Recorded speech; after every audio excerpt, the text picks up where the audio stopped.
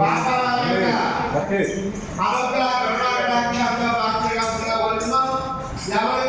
అలాగే రాబోయే ఇప్పుడు కురోజీ నామ సంవత్సరం నూతన సంవత్సరం సందర్భంగా ఏప్రిల్ 9వ తారీఖు మంగళవారం నాడు ఉదయం భక్తుల యొక్క సహస్రములతో బాబా వారి స్వయంగా పాలాభిషేకం చేసిన అవకాశం నూతన సంవత్సరం సందర్భంగా కురోజీ నామ సంవత్సరం నూతన నుండి మధ్యాహ్న కాలం వరకు కూడా భక్తుల యొక్క సహస్రంలో పాలాభిషేక కార్యక్రమం జరుగుతున్నా ప్రతి భక్తులు కూడా పాలవేగం తీసుకొచ్చి స్వామివారి మీద పాలాభిషేకం చేయడంలో కోరుతున్నాం.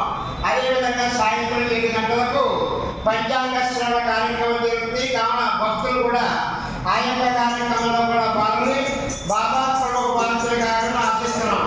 అలాగే ప్రతిరోజు మధ్యాహ్నం కూడా నిత్యాన్న ప్రసాద కార్యక్రమాలు జరుగుతాయి. ఈ అన్నప్రసాద కార్యక్రమాల్లో కూడా భక్తులు పాల్గొని ఎవరికి తోచిన విధంగా వాళ్ళు ధన ద్రవ్య వస్తు రూపాల్లో